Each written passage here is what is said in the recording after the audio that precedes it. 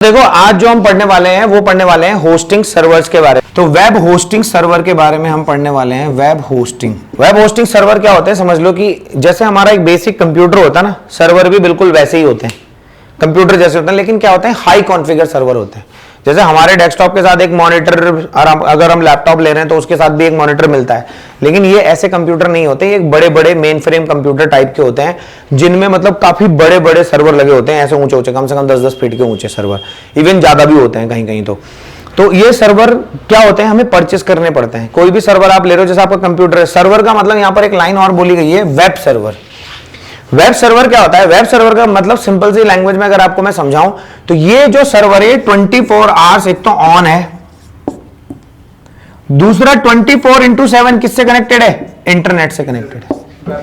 24/7 ये क्या चलता रहेगा? आपके नेट से कनेक्टेड रहेगा, आपको कभी भी इंटरनेट बंद नहीं होगा। अब सोचो हमने कभी जियो का कनेक्शन लिया, आज बंद हो गया, कल बंद हो गया, कभी चलता नहीं, कभी चल रहा है, कभी स्पीड है, कांस्टेंट स्पीड पे नेट चलता है इनका। लीज लाइन रहती है या फिर क्या रहते हैं, डेडिकेटेड लाइंस रहती हैं, किसके लिए? सिर्फ इंटरनेट से कनेक्ट करने के लिए।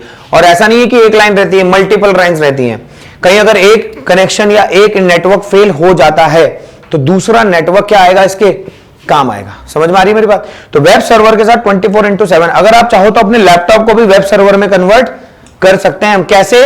एक आपको इंटरनेट चाहिए, 24 आवर्स इंटू ये चलता रहना चाहिए, साथ ही साथ आपको क्या चाहिएगा, जिस रूम में से रखोगे, क्योंकि ये तो छोटे से लैपटॉप है, ये तो बंद हो जाएंगे, लेकिन आपको रूम टेम्परेचर कंट्रोल भी करना पड़ता है, क्योंकि अगर मशीनरी गर्म होगी तो क्या हो जाएगी, ऑटोमेटिकली बंद होती है। आपको पता होगा सीपीयू में एक टाइम के बाद अगर हीट बढ़ जाती है तो ऑटोमेटिकली सीपीयू क्या हो जाता है, बंद। आपके मोबाइल में भी देखा होगा आपने, ज्यादा हीट होता है तो मोबाइल क्या होने लग जाता है, या तो स्विच ऑफ हो जाएगा या फिर क्या हो जाएगा, वहीं पे हैंग हो जाएगा, रुक जाएगा, कुछ भी नहीं होगा। तो ये सब क्यों होता है? क्योंकि सीपीयू गर्म होते हैं। अगर आप अपने लैपटॉप के हाथ रख के देखो, आपको पता चलेगा कितना हीट ये रिलीज कर रहे हैं। तो सोचो अगर 15 फुट का सर्वर है कोई और वो चल रहा है तो कितनी हीट जनरेट करता होगा, कितने फैन उसमें लगे हुए रहते हैं उसे ठंडा रखने के लिए। तो वेब सर्वर अगर हम लेते हैं तो वेब सर्वर 4 तरह के सर्वर होते हैं। जब हम वेब सर्वर की बात करते हैं कैटेगरीज दी गई हैं, लेकिन उससे पहले होता है वेब सर्वर का टाइप। क्या होता है वेब सर्वर का टाइप? देखो वेब सर्वर का टाइप क्या होता है मैं आपको बता देता हूं कि वेब सर्वर में ये होता है कि आपके जो वेब होस्टिंग सर्वर आप खरीदोगे तो वो 2 तरीके से आप ले सकते हो। पहला जो सर्वर आपका होता है वो होता है विंडो सर्वर, जो आपके कंप्यूटर में आता है ना, ये विंडो ओएस आपको मिला हुआ है। और एक सर्वर आपका होता है आपका लिनक्स, सुना होगा आपने लिनक्स सर्वर। एक होता है विंडो बेस्ड सर्वर होते हैं और एक क्या होते हैं आपके, लिनक्स बेस्ड सर्वर होते हैं। 2 तरह के सर्वर होते हैं। आपके कंप्यूटर कौन सा बेस्ड है? आपका कंप्यूटर विंडो बेस्ड सर्वर है। और इसी तरह के कौन से सर्वर होते हैं आपके, लिनक्स बेस्ड सर्वर होते हैं। दोनों अलग अलग सर्वर होते हैं और इन सर्वर के अकॉर्डिंग ही हम अपने आगे की चीजें करते हैं। अब आती है इन दोनों में नुकसान और फायदे क्या होते हैं। देखो विंडो सर्वर क्या होते हैं, ये सर्वर थोड़े से कॉस्टली होते हैं। क्या होते हैं? कॉस्टली होंगे ये सर्वर थोड़े से। जो लिनक्स सर्वर होते हैं थोड़े से क्या होते हैं, चीपर होते हैं। लेकिन क्या नुकसान है? एक्चुअली जो लिनक्स सर्वर होते हैं ये ओपन सोर्स टेक्नोलॉजी पे ज्यादा काम करते हैं। लिनक्स क्या है, एक ओपन सोर्स प्लेटफॉर्म है, जबकि विंडोज क्या है, क्लोज सोर्स भी कह सकते हैं, या फिर क्या है, इनके पर्टिकुलर क्या लेने पड़ते हैं, लाइसेंस आपको परचेस करना पड़ता है। आपने सुना होगा विंडो को खरीदना पड़ता है, सुना है आपने लोगों ने कि विंडो सर्वर को क्या करना पड़ता है, खरीदना पड़ता है, परचेस करना पड़ता है। और जब हम इसको खरीदेंगे तभी हमारा काम आगे बढ़ेगा। समझ में आ गई बात आपको? तो जब विंडो सर्वर आप खरीदोगे तभी हम आगे जाएंगे। तो लाइसेंस लोगे तो इसीलिए थोड़ी सी कॉस्ट बढ़ जाती है। लेकिन as compared to the security, देखो मैं मानता हूं कि दोनों में सिक्योरिटी का कोई कंसर्न नहीं है, लेकिन फिर भी माना जाता है कि विंडो सर्वर क्या होते हैं, ज्यादा सिक्योर होते हैं। विंडो सर्वर क्या होते हैं, ज्यादा सिक्योर होते हैं। और लिनक्स सर्वर थोड़ा सा क्या होता है, इनसिक्योर होते हैं। उसका रीजन क्या दिया जाता है? उसका रीजन दिया जाता है कि वो एक्चुअली क्या एक तरह का ओपन सोर्स है। तो ओपन सोर्स है तो क्या कोई भी मॉडिफाई कर देगा ऐसा माना जाता है। लेकिन हैक करने पे आओ तो कोई भी सर्वर हैक हो सकता है, ऐसा कोई दिक्कत नहीं कि ये नहीं हैक होगा, वो नहीं हैक होगा। विंडो सर्वर कुछ स्पेसिफिक एप्लीकेशंस के लिए यूज होते हैं, जैसे एएसपी, अगर आपको एएसपी में साइट बनानी है। लेकिन आज के टाइम में अब जो सर्वर दिए जाते हैं वो कोई भी क्रॉस प्लेटफॉर्म सर्वर होते हैं। आप उसमें पीएचपी भी चला सकते हो, आप उसमें जावा जेएसपी भी चला सकते हो, उसमें एएसपी भी चला सकते हो। प्रॉब्लम यह है कि विंडो सर्वर पे जो डेवलपमेंट कॉस्ट होती है, जैसे पीएचपी आपने इंस्टॉल किया अपाचे, तो उसके आपको कोई पैसे देने पड़े नहीं। लेकिन अगर आप ओरिजिनल क्या करोगे, विंडोज सर्वर परचेस करोगे तो आपको आईआईएस इंस्टॉल करना पड़ता है और वो लाइसेंस प्रोडक्ट होते हैं। आपको लाइसेंस की जरूरत पड़ती है। आपको एएसपी में अगर वेबसाइट बनानी है तो आपको ASP.NET का क्या लेना पड़ेगा, पहले लाइसेंस लेना पड़ेगा। तो यहां पर इनकी डेवलपमेंट कॉस्ट क्या होती है, थोड़ी सी बढ़ जाती है। समझ में आ गया बात? तो इसीलिए ये थोड़े महंगे होते हैं। आप एकदम से अगर मैं PHP में काम कर रहा हूं तो मेरे को कोई लाइसेंस की जरूरत नहीं, मैं तुरंत वेबसाइट बनाऊंगा, तुरंत काम पे लग जाऊंगा। लेकिन अगर मैंने ASP में साइट बनाई, बहुत सारे लोग क्या करते हैं, बना देते हैं वेबसाइट, चलाते नहीं है, लेकिन अगर इनकेस कुछ ऐसे लीगल कॉम्प्लिकेशन आएंगे तो वो कभी ना कभी उसमें फंस जाएंगे। आप आगे बढ़ते हैं विंडोज सर्वर, लिनक्स सर्वर के बाद। जैसे बैंकिंग जितनी भी वेबसाइट है वो विंडोज सर्वर पे ही चलती हैं बिकॉज ऑफ सिक्योरिटी का रीजन, और ASP में उनके प्रोजेक्ट बने हुए होते हैं। जो भी आप देखते हो ना बैंक में, बैंक मैनेजर लगा रहता है, ऐसे बहुत सारी चीजें। तुमने सुना होगा कि अभी तुमने सुना था वो रैमसन करके हुआ नहीं आता, वायरस नहीं आया था, तो सारे ATM में क्या चलता था, विंडो XP चलती थी, और वो वायरस उन्होंने उसके लिए बना दिया था। XP अपडेट किया नहीं गवर्नमेंट ने, तो देखो कितने सारे लोगों को उन्होंने क्या कर दिया, स्कैम कर दिया। उन्होंने वार्निंग भी दी कि हम इतने तारीख को ये क्या कर देंगे, इसको बंद कर देंगे। तो चीजें समझने की जरूरत है कि क्या चीज होती है, कैसे करती हैं। तो दो तरीके से आप इसके सर्वर को परचेस कर सकते हो, एक होता है विंडो बेस्ड और एक क्या होता है, सर्वर लिनक्स बेस्ड होता है। ठीक, अब आती है बारी की सर्वर के कुछ टाइप होते हैं जो मैं आपको बताता हूं। सबसे पहला सर्वर होता है शेयर्ड सर्वर। क्या होता है, शेयर्ड सर्वर। शेयर्ड सर्वर क्या होता है मैं आपको बताता हूं। शेयर्ड सर्वर का मतलब होता है कि आपने एक ही सर्वर परचेस कर लिया है जिसकी कॉन्फ़िगरेशन कैसी है, 24 GB रैम, Xeon इंटेल एक प्रोसेसर है जिसका 3.15 गीगाहर्ट्ज का क्या है, प्रोसेसर है। मतलब हो सकता है क्वाड कोर हो या 16 कोर का हो, ऐसा होगा। इसके बाद आपने क्या ले लिया, वो उसकी जो स्टोरेज है वो है लगभग, मान लेते हैं कि 1000 TB है स्टोरेज। ऐसी स्टोरेज है कि अनलिमिटेड दिया रहता है ना, मान लेते हैं एक पूरा सर्वर लिया रहता है। इसके साथ साथ इसमें क्या होती है, अनलिमिटेड बैंडविड्थ की फैसिलिटी है कि आप क्या कर सकते हो, जितना मर्जी चाहो डेटा ट्रांसफर कर सकते हो। यहां पर आपको शायद एक बात याद आएगी जो मैंने आपको पढ़ाई थी कि जब हम बाउंस रेट की, मैंने बताया था ना आपको कि जब हम कुछ डेटा ट्रांसमिट करते तो हमारी वेबसाइट से लोड टाइम की बात बताई थी ना मैंने आपको कि वेबसाइट का लोड टाइम कम होना चाहिए। तो क्यों बढ़ता है लोड टाइम, क्योंकि वेब पेज का साइज क्या है, ज्यादा है, बंदे ने ज्यादा इमेज लगा रखी है। तो रियलिटी में क्या होता है कि 2 MB का अगर आपका वेब पेज है, 2 MB का आपका क्या है, वेब पेज है, तो अगर आपकी वेबसाइट पे पर डे उस पेज पर 100 लोग आते हैं या 1000 पीपल आते हैं, तो आपको पर डे 2 मल्टीप्लाई बाय 1000 यानी कि 2000 MB यानी कि लगभग 2 GB बैंडविड्थ की रिक्वायरमेंट है। तो आपके सर्वर से रोज कितना डेटा ट्रांसमिट होगा, 2 GB। इसे आप ऐसे भी समझ सकते हो कि तुमने देखा होगा कि हमें रिचार्ज करते हैं तो हमें एक डेली लिमिट मिलती है ना 2 GB की, तो फास्ट स्पीड में 2 GB की मिली हुई है। ऐसे ही यहां पर भी लिमिट होती है कि आपके पास अनलिमिटेड डेटा ट्रांसफर हो सकता है between server to client. Client कौन है, जो रिक्वेस्ट करता है। जैसे कि तुमने मूवी डाउनलोड के लिए रिक्वेस्ट की तो उस सर्वर से आता ना लिखा हुआ, तो तुम कभी कभी ये भी देखते होंगे कि स्पीड स्लो रहती है। तो एक्चुअली क्यों स्लो है, क्योंकि उसका जो पोर्ट है, जो उसमें जो कनेक्शन की डिवाइस है, उस पर 10 Mbps की लाइन है बस। मतलब एक बारी में उसका पोर्ट 10 Mbps का ही डेटा ट्रांसमिट पर सेकंड में कर सकता है। जितने ज्यादा यूजर होंगे उतनी ज्यादा क्या हो जाएगी, वो डिवाइड हो जाती है। और लोगों को क्या लगता है, हमारा सर्वर स्लो चला, मतलब डाउनलोड स्लो है, होता है ना डाउनलोड और अपलोड, तो स्लो होती है क्योंकि पोर्ट पे इतना ही एक्सेस है। मतलब जैसे कि ये गेट है यहां पर, तो इस गेट में एक बारी में कितने लोग निकल सकते हैं, एक बारी में 3 लोग, एक सेकंड में 3 लोग। अब एक साथ बाहर आ जाती है तो भैया 3 लोग से ज्यादा, लेकिन पीछे क्या लगने लग जाएगी, क्यू लग जाएगी। तो ऐसी क्यू भी लगती है, तो धीरे धीरे रिक्वेस्ट लगती रहती है। तो शेयर्ड सर्वर में क्या होता है, पूरा एक इन्वायरमेंट होता है, यहां पर एक साइड में 10-10 लाख साइटें रहती हैं। इसके बाद जो दूसरा सर्वर होता है उसका नाम होता है वर्चुअल प्राइवेट सर्वर। क्या होता है, वर्चुअल प्राइवेट सर्वर, इसे कहते हैं VPS, वर्चुअल प्राइवेट सर्वर। अब देखो वर्चुअल प्राइवेट सर्वर क्या होता है।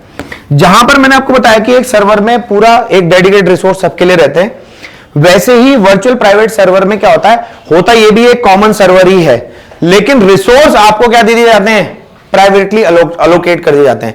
जैसे कि मुझे नहीं चाहिए 24 GB रैम, भाई मेरे को नहीं चाहिए 24 GB रैम, मुझे कितनी रैम चाहिए, ओनली 4 GB रैम। तो वो क्या करेगा, उसी सर्वर में से आपको 4 GB रैम, आपने बोला मुझे नहीं चाहिए अनलिमिटेड डेटा, भाई मैं हमारी आज जो DSM की वेबसाइट है उस पर अभी भी सिर्फ 600 या 700 MB का डेटा फिल हुआ है 5 सालों में, क्योंकि ज्यादा ऐसा कोई डेटा फिल करने का होता ही नहीं है। लेकिन वो कह रहा है कि मेरे को सिर्फ 10 GB स्टोरेज चाहिए, मेरे को जो CPU चाहिए सिर्फ 2 कोर का CPU बहुत है मेरे लिए। तो यहां पर आप वर्चुअली जब सर्वर लेते हो तो आपके सर्वर में ये फायदे आपको मिल जाते हैं कि आपके सर्वर पर आपको एक लिमिटेड रिसोर्स अलोकेट कर दिए जाते हैं बाय होस्टिंग सर्विस कंपनी के द्वारा, जिसे कहते हैं वीपीएस। तो ये वर्चुअल का मतलब समझते हो तुम, ये एक्चुअली डिवाइड नहीं होता, ये क्या होता है, वर्चुअली डिवाइड होता है। इसमें आपके पास सर्वर का पूरा कंट्रोल भी रहता है, मतलब आप अपने पूरे पैनल को रीस्टार्ट भी कर सकते हो। शेयर सर्वर में अगर आपकी साइट रुक गई है तो आपको बैठ के इंतजार करना पड़ेगा कैसे ठीक हुआ, लेकिन अगर यहां पर आपकी वेबसाइट रुक जाती है बाई चांस, तो आपको क्या करना होगा, वेट करना होगा, ये देखना होगा कि भाई साइट में क्या हुआ है। लेकिन यहां पर आप चाहो तो रीस्टार्ट का बटन दबा दो, फिर से सारी प्रोसेस नहीं चलेगी और रीस्टार्ट हो जाएगा। जैसे कि आपके पास विंडो 10 है, विंडो 7 है, विंडो 11 भी आ गई है, ऐसे ही लिनक्स में भी कई सारे वर्जन होते हैं, आप जो मर्जी यूज कर सकते हो। जैसे फेडोरा लगाना है आपको, उबंटू लगाना है आपको, सेंटोस लगाना है, उसमें भी कई सारे वेरिएंट है। जैसे वर्डप्रेस में वेरिएंट होते हैं ना अलग अलग, ऐसे इसमें भी कई सारे क्या होते हैं, वेरिएंट होते हैं, और अलग अलग वेरिएंट को आप इंस्टॉल कर सकते हो। आप अपनी मर्जी से अपने कंटेंट को क्या कर सकते हो, स्टोर कर सकते हो। जब इसके बाद हम आगे बढ़ते हैं कि वर्चुअल प्राइवेट सर्वर में आपको क्या मिलते हैं, सर्वर के स्पेस अलोकेट होते हैं, आपको जितनी रिक्वायरमेंट है आप उतना लो, बाकी आपको जरूरत नहीं है। इसी के साथ साथ एक और सर्वर होता है डेडिकेटेड सर्वर। डेडिकेटेड सर्वर क्या होता है, देखो डेडिकेटेड सर्वर हम कहते हैं जहां पर पूरा कंप्लीट कंट्रोल आपके पास होगा। जैसे आपका लैपटॉप है अपना पर्सनल, ये सारा लैपटॉप सिर्फ आप ही का तो है ना, किसी को और यूज करने तो नहीं देते ना। तो यही लैपटॉप आपसे ही डेस्कटॉप आपको कहां मिल जाता है, पूरा कंप्लीट आपको रिमोट पे मिल जाता है। इसके लिए आपको चार्जेस भी बहुत ज्यादा देने पड़ते हैं। इसमें रैम भी आप ही के लिए होगी, सर्वर भी आप ही के लिए होगा। अगर कुछ सर्वर रिसोर्स यूज हो रहे हैं तो आपको कंप्यूटर आपका चल रहा है, अगर कोई भी वेबसाइट पे ट्रैफिक नहीं आ रहा है बाई चांस, तो आपका सर्वर आइडियली यूं खड़ा रहेगा बस। लेकिन शेयर्ड में क्या होता है, वो तुरंत किसी और को, आपको तो शायद ये पता होगा ना कि पर सेकंड में एक, भाई देखो दुनिया में कोई कुछ भी कहे, मल्टीटास्किंग क्या होता है, मल्टीटास्किंग कैसे होती है कि एक सेकंड में कई सारे काम हो रहे हैं, लेकिन रियलिटी में वो एक सेकंड में एक ही काम होता है। तो मल्टीटास्किंग में क्या होता है कि जब आपके कोर मतलब कई सारे कोर होते हैं ना आपके सीपीयू के, तो एक काम इस कोर में चल रहा है, किसमें चल रहा है, किसमें चल रहा है, किसमें चल रहा है, तो हमें लगता है कि सारे काम एक साथ हो रहे हैं, लेकिन रियलिटी में एक बारी में एक ही काम होता है। हम भी एक बारी में एक ही काम कर सकते हैं। तो इसमें क्या होता है कि जब आप काम कर रहे होते हैं तो इतने सारे काम वो इतनी तेजी से होता है कि आपको लगता है कि यार इसने एक काम 1000 काम इसने कितने सेकंड में कर दिए, 1 मिली सेकंड में कर दिए। तो क्या है, उसकी प्रोसेसिंग पावर बहुत फास्ट है। लेकिन यह आइडियल रहेगा सर्वर, जब तक आपको कोई नई रिक्वायरमेंट नहीं आती, वो सिर्फ और सिर्फ आप ही के लिए अलोकेटेड है। जबकि वर्चुअल प्राइवेट सर्वर में वो पर्टिकुलर एरिया अलोकेटेड रहता है आपके लिए। जैसे हम यहाँ क्लासरूम में आ रहे हो तो आपको एक स्पेसिफिक जगह मिली है ना, लेकिन ये कैसी है, शेयर्ड है। कल को तुम आगे इधर भी बैठ सकते हो, उधर भी बैठ सकते हो, लेकिन यहां पर क्या है, मैं तुम्हारा होस्ट क्या हूं, शेयर्ड होस्ट हूं। तुम भी पूछोगे, तुम भी पूछोगे, तुम भी पूछोगे। वर्चुअल प्राइवेट सर्वर में क्या होगा, मैं तुमको एक टाइम दे दूंगा कि प्रभात मैं तुमको 10 से 11 के बीच में पढ़ाऊंगा। तो ये वर्चुअली मैंने तुमको बोल दिया मैं 10 से 11 के बीच में तुम्हारे साथ हूं। एक होता है डेडिकेटेड मतलब कि पूरे दिन के लिए मैं तुम्हारे साथ आ गया, पूरी रात भी तुम्हारे साथ हूं, 3 महीने के लिए हम तुम्हारे लिए ही काम करेंगे, तुम्हें ही पढ़ाएंगे, तुम्हें ही सिखाएंगे, तुम्हारा ही सब कुछ करेंगे। तो ये क्या होगा, डेडिकेट होगा। लेकिन उस पर्टिकुलर आवर के लिए भी मैं डेडिकेटली तुम्हारे साथ हूं। अगर मैं ओवरऑल एक सेकंड के लिए देखूं तो वो भी तुम्हारे साथ ही हूं। तो एक तरह का कॉन्सेप्ट ऐसे वर्चुअलाइजेशन में दिया गया है। और इन डेडिकेट सर्वर की कॉस्ट भी बहुत ज्यादा रहती है, बहुत महंगे रहते हैं। जैसे हम अपना लैपटॉप खरीदते हैं, जितनी ज्यादा रैम लोगे, जितना ज्यादा सर्वर अच्छा लोगे, उतना ज्यादा क्या होगा, महंगा होगा। ठीक है। इसके बाद एक होता है क्लाउड सर्वर। क्या होता है, क्लाउड सर्वर। देखो ये सब सब्जेक्ट थ्योरी वाइज आपको मैं इसलिए समझा रहा हूं क्योंकि अभी जब हम लेना शुरू करेंगे तो आपको पहले से पता होना चाहिए कुछ चीजों के बारे में, तब जाकर के आप सही डिसीजन ले पाएंगे कि मुझे शेयर्ड सर्वर लेना चाहिए, मुझे वीपीएस लेना चाहिए, कि मुझे क्लाउड सर्वर लेना चाहिए, कि मुझे डेडिकेटेड सर्वर लेना चाहिए। पहले आपको पता होना चाहिए कि सर्वर कौन कौन से होते हैं, फिर हम नेक्स्ट पॉइंट पे आएंगे कि मुझे कौन सा सर्वर अपने क्लाइंट के लिए परचेज करना है। बिकॉज एक डिजिटल मार्केटर के लिए जानना बहुत जरूरी है कि उसको अपने क्लाइंट को कौन सा सर्वर दिलाना है। नेक्स्ट, अब देखो, अब आती है बारी कि मैं आपको बताता हूं क्लाउड सर्वर क्या होता है। तो एक बेसिक एग्जांपल से समझ लेते हैं क्लाउड सर्वर को। देखो क्लाउड कंप्यूटिंग जब आई थी ना तो बहुत ही सोच समझ के किसी ने डिजाइन की होगी, ऐसे नहीं आती कोई भी चीज। क्लाउड कंप्यूटिंग में क्या होता है कि आपके सर्वर पे इतने रिसोर्स नहीं है। फोटोशॉप देखा आप लोगों ने, फोटोशॉप अगर आप लेटेस्ट फोटोशॉप चलाओगे ना जो 2021 आया है, तो उसके लिए कम से कम मिनिमम 8 GB रैम चाहिए, 4 GB का ग्राफिक कार्ड चाहिए और एक अच्छा प्रोसेसर चाहिए, कोर i3 से ऊपर का, तब जाकर के आपका फोटोशॉप बहुत स्मूथ चलेगा। अगर आप इससे पीछे जाओगे चलेगा तो है, पर क्या करेगा, लैग करेगा। लेकिन लोगों ने क्लाउड कंप्यूटिंग बना दी, आपके ब्राउजर में ही क्या लोड हो जाता है, पूरा का पूरा सिस्टम लोड होता है। वो यहां नहीं काम कर रहा है, वो काम यहां क्लिक आप यहां कर रहे हो, लेकिन हो कहां रहा है, वहां हो रहा है। तो वहां से पूरा एक सॉफ्टवेयर तुम्हारे इसमें इंस्टॉल कराते हैं छोटा सा, वो आपके क्रोम में सारा काम कराएंगे। सारा स्टोरेज कहां हो रहा है, क्लाउड में हो रहा है। अगर आप अपने सिस्टम में भी करना चाह रहे हो तो क्या होगा, डाउनलोड होगा एक तरह से। लेकिन आपके कंप्यूटर कोई ज्यादा हाई पावर का नहीं चाहिए उनको, क्योंकि उनको बस इतना चाहिए कि आपका कंप्यूटर वो चीजें को जो लोड हो रहा है उसको संभाल ले बस। 2 GB रैम में भी आप पूरा फुल फ्लैश मजा ले सकते हो। किसका, क्लाउड फोटोशॉप 2020-21 का। पूरे के पूरे क्या मिलेंगे आपको, फैसिलिटीज मिलेंगे, और वो भी बहुत क्विक, क्योंकि उन्होंने क्लाउड सर्वर सेटअप किए हुए हैं जो क्या करते हैं, डेटा को वहीं पर चलाते हैं। बस आपको क्या चाहिए, एक अच्छी इंटरनेट स्पीड चाहिए उसे चलाने के लिए, वरना आपका इंटरनेट स्लो चलेगा तो वो वहां से डेटा दिखाने में आपको टाइम लेगा। नाउ होता यह है कि जब हम शेयर सर्वर लेते हैं या वीपीएस लेते हैं, डेडिकेटेड लेते हैं, क्लाउड लेते हैं, तो क्लाउड सर्वर क्या होता है समझना। क्लाउड कंप्यूटिंग कुछ इस तरह से होती है, ये जैसे आप देख रहे हो, ये मैंने एक नॉर्मली सिंबलाइजेशन के लिए मैं बना रहा हूं ऐसे एशिया महाद्वीप को, कुछ भी बना, मतलब आप समझने के लिए देखना है इसको। तो अगर आप देखोगे कि अगर कोई बंदा यूएस में बैठा हुआ है अपने कंप्यूटर पे और वो यहां से रिक्वेस्ट भेज रहा है, और हमारा सर्वर जो है मुंबई में है, क्योंकि सर्वर क्या होते हैं, लोकेशन बेस्ड होते हैं, मुंबई, सिंगापुर, हैदराबाद, अफ्रीका, है ना, ऑस्ट्रेलिया, आपका जापान, कहां कहां पर आपके सर्वर हैं। यूके में भी कई जगह सर्वर एस्टेब्लिश हैं, यूएस में बहुत जगह सर्वर एस्टेब्लिश्ड हैं। तो जब यहां पर ये सर्वर एस्टेब्लिश होते हैं, तो अगर यूएस का बंदा है तो वो सीधा कनेक्ट कहां करेगा, इंडिया के सर्वर पे कनेक्ट करेगा। क्लाउड सर्वर क्या करेंगे, अब इसमें क्या होता है कि आपको क्या लगता है ये इंटरनेट के थ्रू तो कनेक्ट हो रहा है, तो बीच में इंटरनेट कनेक्टिविटी कैसे हो रही है, यूएस के सर्वर से यूएस में कोई बंदा हमारी वेबसाइट को एक्सेस करता है, कैसे कनेक्ट कर पाता है, अरे थ्रू इंटरनेट। इंटरनेट ही तो कर पाता है, सर्वर पे कनेक्ट करने के लिए इंटरनेट चाहिए ना उसको। लेकिन वो इंटरनेट कनेक्टिविटी कैसे हो रही है, 2 तरीके से होती है। या तो क्या होती है, सैटेलाइट, कि सैटेलाइट पे सिग्नल गया, फिर यहां के सर्वर पे सिग्नल गया और हमारे सर्वर को उन्होंने एक्सेस दे रखी है और एक्सेस हमने कर लिया। ये कम्युनिकेशन सबसे महंगा माना जाता है, इसीलिए सी में पानी के बीच में क्या बिछाई जाती हैं, फाइबर लाइनें बिछाई जाती हैं ऐसे। और ये फाइबर लाइंस बिछाई जाती हैं रियलिटी में कहां पर, पानी में, समुद्र के बीचों में, बीचों बीच। और इसकी मेंटेनेंस, क्योंकि पानी में बिछाना, देखो तुम सोच रहे हो खराब तो नहीं होती, फाइबर लाइनें सालों साल नहीं सड़ती। दूसरा है कि अगर कभी कुछ खराब हो जाता है तो इसका मेंटेनेंस सस्ता है, वरना सैटेलाइट कम्युनिकेशन भी हो सकता है। जैसे कि तुमने सुना होगा स्टारलिंक, एलन मस्क का स्टारलिंक आ रहा है ना, वो क्या कर रहा है, वो दुनिया में ऊपर सैटेलाइट लगा रहा है, ऊपर ऐसी सैटेलाइट लगेंगी पूरा सैटेलाइट से घर जाएगा। तो वहां पर क्या होगा कि अगर इनकेस कोई सैटेलाइट खराब होती है तो वो बैकअप के लिए भी सैटेलाइट लगाई जा रही होंगी, भाई सैटेलाइट को तो लगाना। और लेकिन अगर कभी कुछ खराबी आ जाती है सैटेलाइट में, या हमें चेंज करनी पड़ी या सैटेलाइट को उड़ाना पड़ा, तो यहां से या तो रॉकेट दागा जाएगा उसे उड़ाने के लिए, या फिर क्या होगा अगर वहां जाकर भी कुछ करते हैं उसके साथ, तो यहां से जाने और आने की कॉस्ट ही बहुत महंगी है। सोचो ना, एक कितने हजार का, करोड़ का पहले क्या लगेगा, फ्यूल, कि बस वहां पहुंचने के लिए काम करना है, फिर वहां जाकर के उसकी कॉस्ट को ठीक करना, यहां से सामान लेके जाना, कितनी सारी चीजें होती है। तो इस तरह से। और अगर जो फाइबर लाइन होती है, लाइन में क्या है, लाइन खोला, नीचे तार ऊपर खींची, दूसरी तार चेंज करी, हो गया काम खत्म। यहां पर कॉस्टिंग जो है, ये ट्रांसपोर्ट की कॉस्टिंग बहुत कम हो जाती है, बहुत लेस हो जाती है, क्योंकि पानी के जहाज, बड़े बड़े जहाज होते हैं, आपको शायद हमने देखा नहीं होगा, आप वीडियो जरूर देखना, इतने बड़े बड़े डेक होते हैं जिनका काम सिर्फ क्या होता है, फाइबर लाइनों को ठीक करना।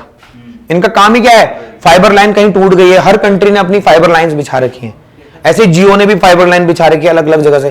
सोचो कैसे कनेक्टिविटी होती है। सोचो आप एयरटेल का नेट यूज करते हो, अफ्रीका में जाओ आप, अफ्रीका में एयरटेल का नेट चलता है, तो कहां से हो रहा है, कनेक्टिविटी बनाई जाती है चीजों की, ठीक है। तो क्लाउड सर्वर में क्या होता है कि जब इतनी दूर से कम्युनिकेशन होता है तो क्या होता है कि डिले होता है।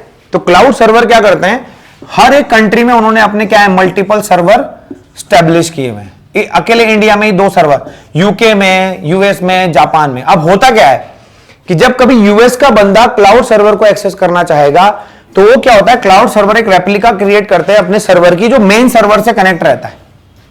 ध्यान से समझना मेरी बात को। ये मैप में यहां से हटा रहा हूं। ये क्या करते हैं, जो आपका मेन सर्वर है, मान लीजिए ये मेन सर्वर है, मेन, इससे क्या होंगे, आपके मल्टीपल सर्वर क्या होंगे, कनेक्टेड रहेंगे। ये देखो, ये देखो ऐसे। अब अगर बाई चांस ये यूएस का सर्वर है और यहां का यूएस का आदमी अपने कंप्यूटर के सामने बैठ के कोई चीज एक्सेस करने की कोशिश कर रहा है, तो वो क्या होगा, सीधा इसके इस रेप्लिका सर्वर से क्या कर जाएगा, कनेक्ट कर जाएंगे। कहते हैं क्लाउड सर्वर जो सेटअप किए जाते हैं अलग अलग। तो रेप्लिका भी प्रोवाइड कराते हैं, जैसे क्लाउड फ्लेयर इसमें काफी बड़ा नाम आता है, जो आपको क्या देता है, क्लाउड सर्वर कनेक्टिविटी देता है और इसके मल्टीपल सर्वर में आपके मेन सर्वर से कनेक्टेड रहता है। कभी कभी इसमें क्या होता है कि डिले देखने को मिलता है कि आप कहोगे हमने वेबसाइट पे अपडेट कर दिया है और वहां पर वो बंदा एक्सेस कर रहा होगा तो वो दिखेगा नहीं। क्यों? क्योंकि वो अभी जो मेन सर्वर से डेटा को रेप्लिकेट करना है उसमें कभी कभी 20 मिनट का, जैसे क्लाउड पर 20 मिनट का टाइम लेता है जब आप फ्री अकाउंट नहीं लेते हो, और जब आपका पेड अकाउंट होता है तो क्या होता है, इंस्टेंट रेप्लिकास क्रिएट होती है। डिजास्टर रिकवरी के टाइम ये बहुत काम आता है। बाई चांस इंडिया में भूकंप आ गया बहुत जबरदस्त, कहां पर, मुंबई में, पूरा मुंबई खत्म हो गया मान लेते हैं, मुंबई में पूरा पानी भर गया, तो इन्होंने क्या बना रखे हैं, अलग अलग डेटा सेंटर्स बनाए रहते हैं। तो क्लाउड सर्वर हमको डेटा सेंटर की ये फैसिलिटीज देते हैं कि हमारा डेटा अगर यहां नहीं है तो कहां से उठा लेंगे, यहां से। तो मुंबई में अगर बाढ़ भी आ गई बाई चांस, पूरा सर्वर रूम बंद हो गया, खत्म हो गया सब कुछ, तो क्या होगा, इस यूजर को कभी भी डाउन टाइम फेस होगा ही नहीं, क्योंकि उसका डेटा कहां से फैच होने लगा, इस सर्वर से फैच होने लगा। तो ये चीज की भी बहुत फायदे मिलते हैं आपको क्लाउड सर्वर में। और क्लाउड सर्वर सस्ते ही होते हैं, कोई ज्यादा महंगे नहीं होते, लेकिन आपको सर्विसेज अलग से लेनी पड़ती है। इसमें कैशिंग के इश्यूज रहते हैं, कई सारी चीजें, सिंकिंग के इश्यूज रहते हैं कि आपका मेन सर्वर पे तो डेटा है लेकिन इन पे नहीं है, तो आपको अच्छी कंपनी से क्या लेना चाहिए, सीडीएन ले सकते हैं आप, कंटेंट डिलीवरी नेटवर्क देता है, और क्लाउड सर्वर आप सेटअप कर सकते हो। तो देखा जाए तो इंटरनेट पे जितने भी सर्वर हैं वो क्लाउड सर्वर जैसे ही बिहेव करते हैं, लेकिन बस क्लाउड सर्वर में आपको एक फायदा मिलता है कि आपको मल्टीपल डेटा सेंटर्स मिल जाते हैं। चाहो तो आप इसे थर्ड पार्टी सर्विस से ले लो, चाहे आप क्या करो, परचेज कर लो डायरेक्ट कंपनी से कि हमें क्लाउड सर्वर ही चाहिए, तो क्लाउड सर्वर आपको बोलते हैं। जबकि आप शेयर्ड होस्टिंग खरीदते हो या आप स्टैटिक सर्वर खरीदते हो तो वो सर्वर क्या रहता है, एक फिजिकल लोकेशन पे सर्वर रखा हुआ है मुंबई में। अब कोई भी बंदा अगर हिट करेगा तो कहां करेगा, मुंबई के सर्वर पे। और क्लाउड से तुम समझ भी सकते हो कि क्लाउड का मतलब क्या है कि जो जहां है बस वहीं बारिश पटा देंगे। क्लाउड ऐसे तो करते हैं, जहां जहां क्लाउड होते हैं वहीं, अब जहां जहां उनको लग रहा है कि रिक्वायरमेंट ज्यादा आ रही है वहीं का सर्वर पे लोड टाइम बढ़ जाएगा, बाकी सब क्या रहेंगे, फ्री। आपने एक चीज और भी नोटिस करी होगी कि कभी भी फेसबुक के सर्वर डाउन ही नहीं होते, क्योंकि उन्होंने डेटा सेंटर्स जगह जगह बना रखे हैं। गूगल कभी भी डाउन नहीं होता, इधर डाउन है तो दूसरे में काम चल रहा है तो वहां से डेटा फैच होना शुरू हो गया।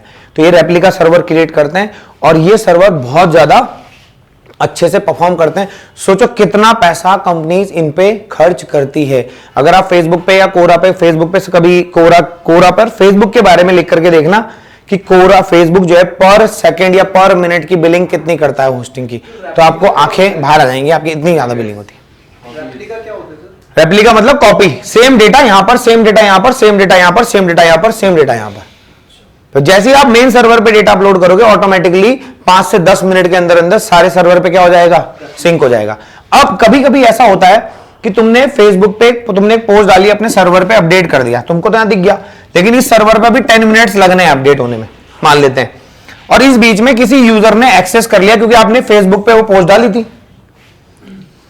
ऐसा होगा ना। और वो यूजर कहां का है, यूएस का। अब वो यूएस के सर्वर में पहले हिट करेगा इस लिंक को। अगर वो देखेगा कि यहां पर इस सर्वर पे लिंक नहीं है तो कहां हिट करेगा, सीधा मेन सर्वर पे, या फिर उसके जो नियरेस्ट सर्वर होगा कि क्या पता मेरे पास नहीं उसके पास हो। तो ऐसे भी मैकेनिज्म बनाए जाते हैं जब सर्वर मैनेजमेंट की कोई जो पढ़ाई करते हैं, जिन्होंने सर्वर मैनेजमेंट में काम करते हैं, उनको ये सब सिखाया जाता है। डेटा कम्युनिकेशन में चीजें चलती हैं, जब आप डेटा कम्युनिकेशन की, एक डेटा कैसे कम्युनिकेट होता है एक दूसरे से, तो ये काम आपको पता होना चाहिए। अब आती है बारी नेक्स्ट क्वेश्चन की, जिसमें लिखा जाता है कि आप अपने क्लाइंट को क्या सजेस्ट करोगे, आप अपने क्लाइंट को कौन सी होस्टिंग सजेस्ट करोगे। तो इनिशियल फेज में जब हमें पता है कि नई वेबसाइट बन रही है तो पर डे यूजर अगर 300 से 500 आने वाले हैं तो हम क्या कहते हैं अपने क्लाइंट को, क्या सर्वर लो आप, शेयर्ड सर्वर लो विद सी पैनल लो तो ज्यादा अच्छा है। अगर सी पैनल मिल जाए तो ज्यादा अच्छा रहता है। सी पैनल जैसे मैंने तुमको दिखाया था अभी हमारी एकेडमी का, तो सी पैनल के अंदर इसकी जो मंथली एवरी ईयर की कॉस्ट आएगी मैक्सिमम 3000 रुपए। कितनी है, 3000 रुपए सिंगल डोमेन को होस्ट करने के लिए, मतलब एक सी पैनल में एक ही डोमेन। अगर मल्टीपल डोमेन है तो 6000 8000 ऐसे मिल जाती है, जिसमें आपको 300 400 या 100 जितने भी अनलिमिटेड, सब कुछ कहता है अनलिमिटेड साइट होस्ट कर लेंगे। अगर आपकी वेबसाइट पे ट्रैफिक पर डे का ट्रैफिक अगर आपका 2000 3000 4000 के आसपास जा रहा है या 5000 के आसपास जा रहा है तो फिर आपको ये सर्वर को अपग्रेड करना पड़ता है। उसे क्या कहते हैं, वीपीएस सर्वर। इसकी कॉस्ट महीने की मिनिमम 500 से शुरू होती है और जाती है 50,000 1 लाख तक भी जा सकती है। वो आपको डिपेंड करता है कि आपको कितना बड़ा वीपीएस आपने लिया है। अब अगर आपको और ज्यादा रिसोर्स चाहिए, क्योंकि वीपीएस में भी आपके पास पूरा कंट्रोल नहीं होता, लेकिन आप चाहते हो कि मेरा पूरा का पूरा सिस्टम मेरे कंट्रोल में चले और आप चाहते हो कि मेरे को और ज्यादा ट्रैफिक आएगा, हो सकता है जैसे आप सुनो कि ये है, क्या नाम है, अनअकैडमी है, अनअकैडमी है ना, तो अनअकैडमी का सर्वर कितनी डेटा स्ट्रीम करता है, कभी कोई वीडियो देख रहा है, कभी कोई देख रहा है, लाखों लोग एक दिन में पढ़ रहे हैं, अनअकैडमी के थ्रू पढ़ रहे हैं ना, तो उनका कैसे सर्वर होगा, उनके क्या होते हैं, डेडिकेटेड सर्वर लिए जाते हैं। कैसे सर्वर लिए जाते हैं, डेडिकेटेड सर्वर लिए जाते हैं, और एक एक टास्क के लिए एक एक सर्वर होता है। ऐसा भी डिवाइड होता है, जैसे कि सर्चिंग के लिए एक इंडिविजुअल सर्वर, सर्चिंग के लिए एक इंडिविजुअल सर्चर। अगर कोई वीडियो प्ले कर रहा है तो अगर उसकी कैटेगराइज की भाई आईएएस की वीडियो इस सर्वर से चलेंगी, बस पीसीएस की वीडियो इस सर्वर से चलेंगी, कंप्यूटर से रिलेटेड एनडीए की वीडियो इसी सर्वर से चलेंगी, तो ऐसे सर्वर्स को क्या कर दिया जाता है, डिवाइड किया जाता है। ये लिए जाते हैं एडब्ल्यूएस पर। अगर आप देखोगे कि आपने देखना कहीं कोरा में मैंने पढ़ा था कि वो कह रहा था कि हमारा 20 से 22 लाख रुपए का बिल आता है एडब्ल्यूएस का महीने का। तो आप सोच रहे बेजोस अमीर कैसे बना है, खाली प्रोडक्ट बेच बेच के नहीं बना है, उसकी एडब्ल्यूएस सर्विसेज के बारे में भी है। क्योंकि अब हम आपको जो प्रैक्टिकल कराना शुरू करेंगे तो मैं आपको बताऊंगा कैसे सर्वर परचेज होता है, ये सब काम होता है। तो आपको नॉलेज होनी चाहिए कि कैसे सी पैनल काम करता है, होस्टिंग पैनल कैसे काम करता है। एक डिजिटल मार्केटर को ये सब चीजें आनी। नेक्स्ट, इसके बाद है क्लाउड सर्वर जो एडब्ल्यूएस प्रोवाइड कराता है। तो इनके यहां तो पर आवर की भी बिलिंग होती है, पर आवर, और इसमें कॉल होता है इंस्टेंस। मतलब आपने एक बोला कि मुझे 2 GB रैम का चाहिए एक सर्वर, और 2 GB रैम होनी चाहिए उसमें, और उसके अंदर ये 2 कोर का सीपीयू होना चाहिए, ये इसकी कॉन्फ़िगरेशन होनी चाहिए, और मुझे स्टोरेज इतनी चाहिए। अब अचानक से आपकी वेबसाइट पे क्या आया, ट्रैफिक बढ़ा, तो यहां पर क्या होते हैं, इंस्टेंट ही क्या होते हैं, इंस्टेंस क्रिएट हो जाते हैं। सेम अगर आपकी वेबसाइट पे जिसे कहते हैं लोड बैलेंसिंग, अभी आ रहा था 2000 का ट्रैफिक, अचानक से 50,000 का ट्रैफिक आने लगा, तो वो क्या करेगा, मल्टीपल इंस्टेंस क्रिएट कर देगा, आपकी साइट डाउन होने नहीं देगा। अगर आपने लोड बैलेंसिंग को ले रखा है तो वो 2 GB 4 GB 6 GB 8 GB 10 GB, और जितनी देर तक वो चलेगा उतनी देर की आपको क्या होगी, बिलिंग, बाकी टाइम फिर से न्यूट्रल हो जाएगा, वापस वहीं पे आ जाएगा। तो इस तरह से भी चीजें होती हैं जब आप सर्वर लेवल पे आगे पढ़ोगे। जैसे अगर हमारी वेबसाइट है addressguru.in, अभी तो उस पर ट्रैफिक आ रहा है पर डे 2000 3000 4000। अब आने वाले टाइम में कुछ नहीं पता है कि अचानक से ट्रैफिक 50,000, तो अचानक से ट्रैफिक 2000, अचानक से ट्रैफिक 1 लाख, तो अचानक से ट्रैफिक कम। जैसे जस्ट डायल पे, जस्ट डायल के लगभग कितने करोड़ यूआरएल बताए थे मैंने आपको गूगल में, 14 करोड़। तो पर सेकंड उसकी वेबसाइट पे कितने लोग लाइव रहते होंगे, लाखों में।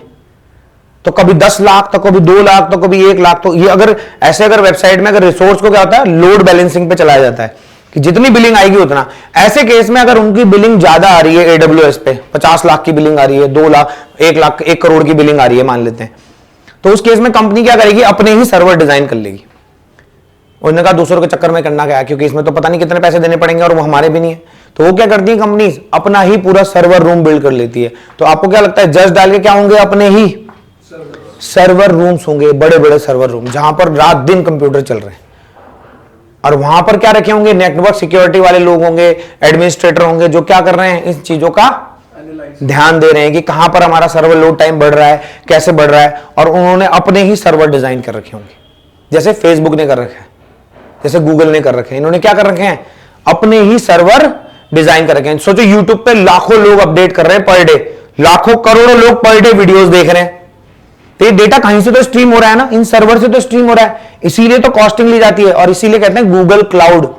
गूगल क्लाउड के बारे में अगर आपने सुना होगा, गूगल क्लाउड में भी क्या मिलती है हमको, होस्टिंग मिलती है। तो कुछ टाइम के लिए होस्टिंग फ्री भी देते हैं, और इनके जो सर्वर होते हैं ये बहुत भयंकर सर्वर होते हैं। हमारी हिम्मत भी नहीं होती कि हम स्टार्टिंग में सर्वर खरीदें, बहुत महंगे सर्वर है, लेकिन शुरुआती दौर में वो 1 साल के लिए फ्री देते हैं। ये ऐसा बोलते हैं कि 700-800 घंटे हम आपको फ्री में देंगे, 200 घंटे फ्री में देंगे आपको, ये आपको बोल देंगे हम आपको 1 साल तक फ्री देंगे, इतने रिसोर्स तक, मतलब 2 GB रैम, ये हम आपको कितने दिन तक देंगे, 1 साल तक। तो ये चीज भी होती है। तो इस तरह से आपको ये सर्वर के बारे में पता होना चाहिए। स्टार्टिंग हमेशा किससे करनी है आपको, अपने जब भी हम होस्टिंग खरीदते हैं तो होस्टिंग 2 तरीके से आपको नजर आएगी। वैसे तो लोग बोलेंगे विंडो होस्टिंग, वर्डप्रेस होस्टिंग, फलाना होस्टिंग, ढिमकाना होस्टिंग, ऐसा कुछ नहीं होता। एक होस्टिंग होती है आपकी सिंगल डोमेन होस्टिंग। क्या होती है, सिंगल डोमेन होस्टिंग। इसका मतलब होता है कि आप उस पर्टिकुलर होस्टिंग अकाउंट पर सिर्फ एक ही वेबसाइट रन कर सकते हैं। और एक होती है आपकी multi domain hosting. Multi domain hosting. इस पर क्या होता है, आपको क्या होता है, आप मल्टीपल डोमेन होस्टिंग होती है। मल्टीपल डोमेन उसमें आप मल्टीपल डोमेन होस्ट कर सकते हो, मतलब एक ही अकाउंट पे आप एक ही सर्वर पर आप मल्टीपल अकाउंट चला सकते हो। ये कौन डिसाइड करता है, आपका WHM मैनेजर, यानी कि WHM कहते हैं वेब होस्ट मैनेजर। ये भी एक तरह का क्या होता है, पैनल होता है, इसे कहते हैं WHM panel. Web host master नहीं बोलते, WHM वेब होस्ट मैनेजर, ठीक है ना। तो ये आपका क्या करता है, आपके पैनल को मैनेज करता है, मतलब आपके किसकी साइट को कितने रिसोर्स देने हैं, कितना देना है। इसी सी पैनल के थ्रू आप क्या बनाते हो, जब इसके अंदर इस WHM पैनल से आप क्या जनरेट करते हो, सी पैनल जनरेट करते हो। समझ में आया। और एक और चीज, जब आप सी पैनल जनरेट करते हो तो उसके अंदर आपको मिलती है सारी फैसिलिटीज, जैसे मैंने आपको दिखाई थी उस पर्टिकुलर यूजर की। तो अब हम कल पढ़ेंगे बाकी की आगे की चीजें।